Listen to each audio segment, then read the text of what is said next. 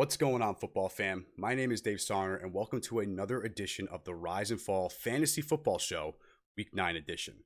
Now, in this week's games, we're going to be going over every single game on the Week 9 docket, as always.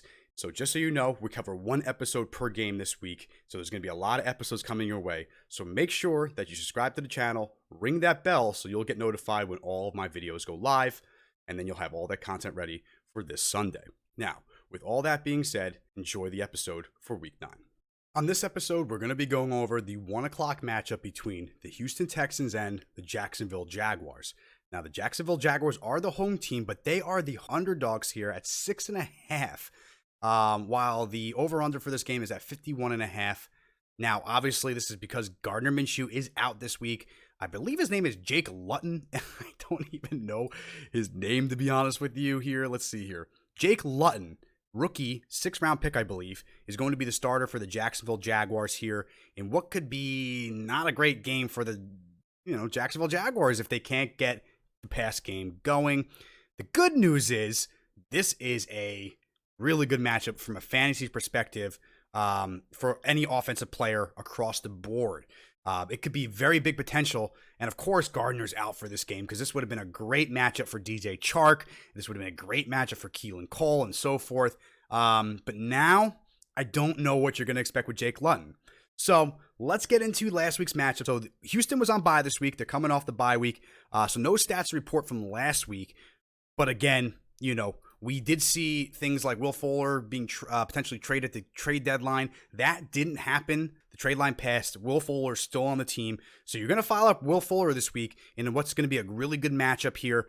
Obviously, you want to start as many must-starts or many sure things as you can in a way. And I'm not saying sure things like, oh, they're definitely going to do this. But guys that just have these matchups, you want to get them involved, especially from the Texans end when you're going up against a rookie quarterback in his first career game. That being said, guys, Deshaun Watson, you fire him up. No doubt about it here. I think I have him pretty high, but I might not have him high enough. Let's see. Oh, yeah, I do. I have him number 3. Okay, let's be real. He's at number 3 this week going up against the Jags. In my opinion, this should be the game that has the 10.5 point spread, not the 6.5. I think it's not enough. But with that being said, I like Deshaun Watson. You're going to start him. Number 3 on my list this week. Same thing with David Johnson, by the way. The Jaguars are giving up the 4th most points to quarterbacks. So obviously, like I said, Deshaun Watson, number 3. Running backs are giving up the 6th most points to running backs. So David Johnson, guys, this could be the week for him. I have him as a top 10 running back this week. Let's see it. On the other side of things, Texans are just as bad against the run, if not worse, actually, than the Jacksonville Jaguars. They are giving up the 2nd most points to fantasy running backs. And even though the quarterback is out, that tells me you start James Robinson. The rookie is going to have to dump it off to him. I think he actually might have more receiving volume this week. But the thing I said last week with Minshew being out is that here is the situation with James Robinson. It might be the case that his production could go up. His volume could go up, but his production might come down. I don't know if that's going to be a good or bad thing. The targets and catches and so forth can make up for some of the yards that he might lose out on if that's the case. The reason I say this is because, let's face it, Jake Luton is your quarterback. If I'm the Texans, I'm stacking the box and trying to attack and take out the running game as much as possible and force this young quarterback to throw the ball. And if that's the case, man, listen, we'll see what he can do. DJ Chark, because that reason alone, is a flyer this week. I don't really know what to do with him. I don't know what this guy's going to do, but it's a great matchup. The Texans are giving up the 6th most points to wide receivers. So I have Chark at 31, above guys like Brandon Cooks. On the other side of things, actually, I should probably. I don't know if I'm going to flip that. I think him and Cooks are right there. I think it's kind of a good measurement because I think Texans are going to throw the ball. I love Cooks this week too, by the way. But he has Fuller to compete with, whereas DJ, not as much competition in terms of like true number 1 value. But hey, Keelan Cole, we've seen take production. We've seen Laviska Shenault get involved.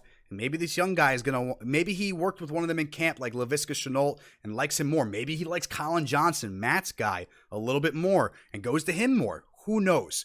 So I'm going to cautiously, I should say, put DJ Chark at 31. I have Keelan Cole at 42, and I have Laviska Shenault at 47.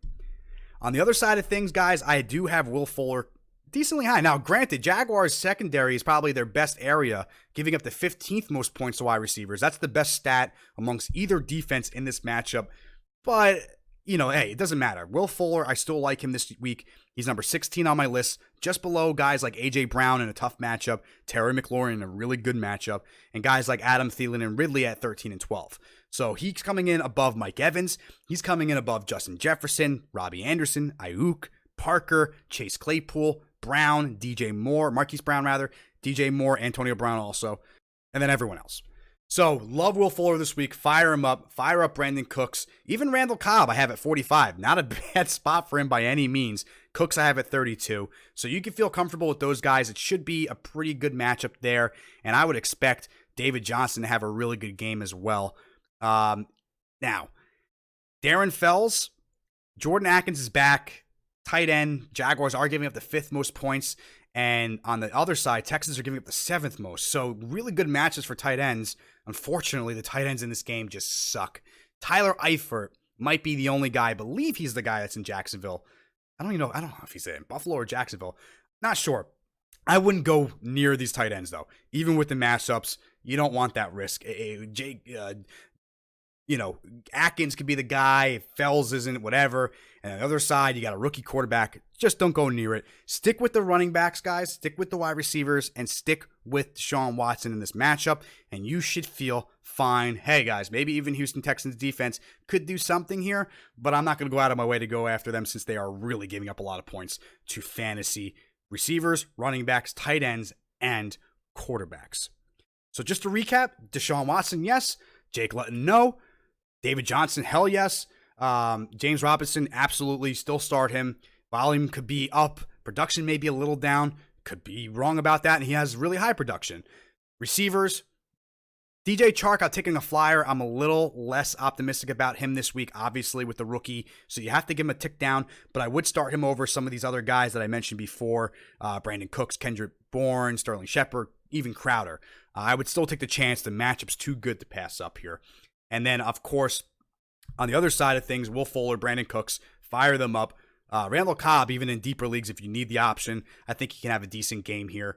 And I do like Keelan Cole a little bit, but I just don't know who's exactly going to be the other receiver. I would stay away from any other Jaguars receivers right now outside of DJ Chark in this matchup. Even him, I'd have some hesitation, but I'm going to go ahead and start him. Now, going back to the betting, over under 51.5 points, I think you can get there. I think this game can absolutely have that. I just don't know if it's going to be very lopsided. It could be a lot of Texan points in this game. So I'm more excited about them than I am for Jacksonville Jaguars. And I'm not going near any of these defenses. These guys have both let up way too many points this year for me to feel comfortable about that. And so with that analysis, guys, that's all we have for the Texans at the Jaguars this week. We'll let you know if anything else happens this week along the lines of anyone being out or injured. But other than that, good luck on your matchups, and we'll see you next week.